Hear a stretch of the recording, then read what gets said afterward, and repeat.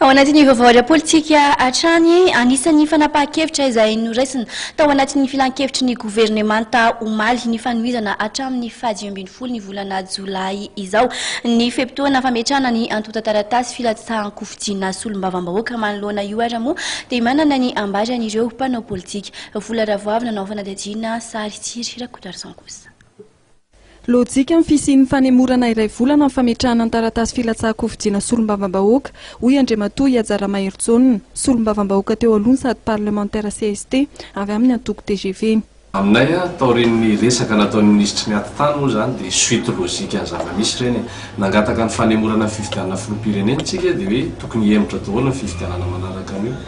Dikan'izany raha miemitra ray volana ny fifidianana dia fomba miemitra ohatran'iny misy iomanana ihany koa zany misy andineran'izay tokony atao fa zay atsara zavatra natao. Ny antoko TGV izay milaza fa miray feo amin'ny mpanorona ny antoko izay mitaky ny tokony anatotosana ny fifidianana solombavabahoaka mialohan'ny fifidianana filoham-pirenena ny antoko. Izany no takiana hoy Andriamatoa Iajara Mahery mba hampitombona ny raharaham-panjakana sy ny fitantanan ny raharaham-panjakana.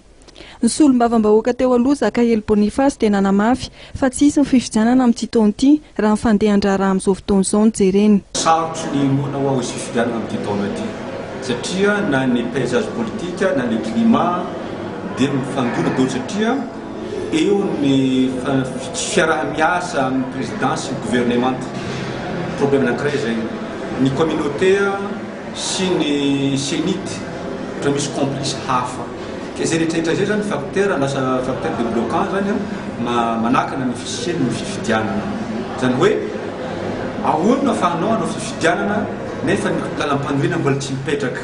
Betsaka ny kandida izay nanemitra amin'ny fametrahana ny antota taratasy ny teny anivon'ny Novek kanefa efa maro ihany koa nefa nanantanteraka izany indrindra ho an'ny distrika eto Andrenivohitra sy ny manodidina.